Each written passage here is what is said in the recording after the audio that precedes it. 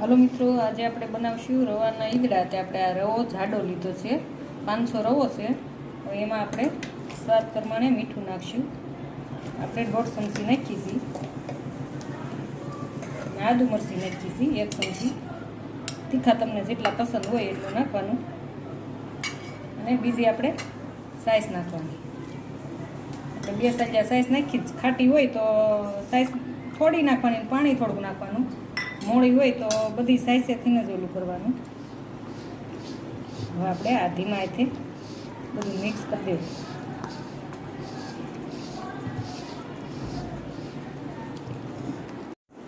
આપણે આ મિક્સ થઈ ગયું છે, તો એટલું આપણે જાડું રાખવાનું.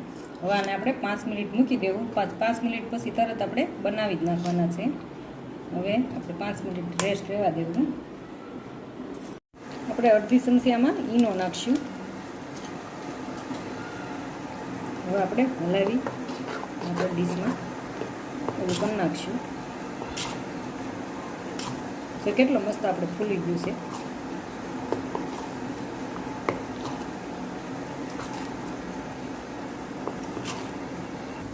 આપણે આમાં તેલ લગાવી દીધું છે.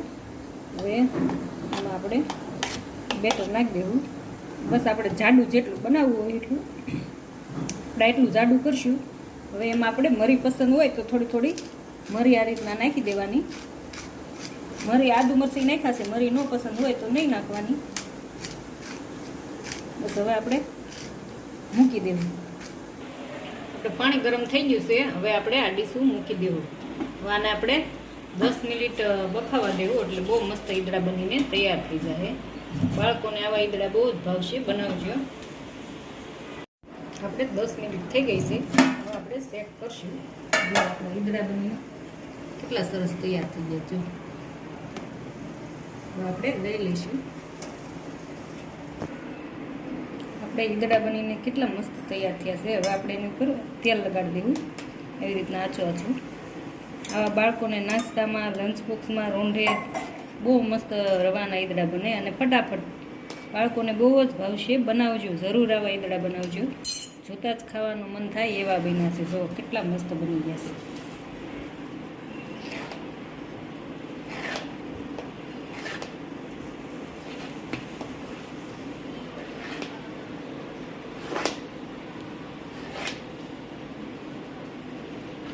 જો આપણું ઈદડું કેટલું મસ્ત બન્યું છે. સોફ્ટ ને કેટલું મસ્ત બન્યું છે. જોતાં જ ખાવાનું મન થાય એટલું મસ્ત બન્યું છે.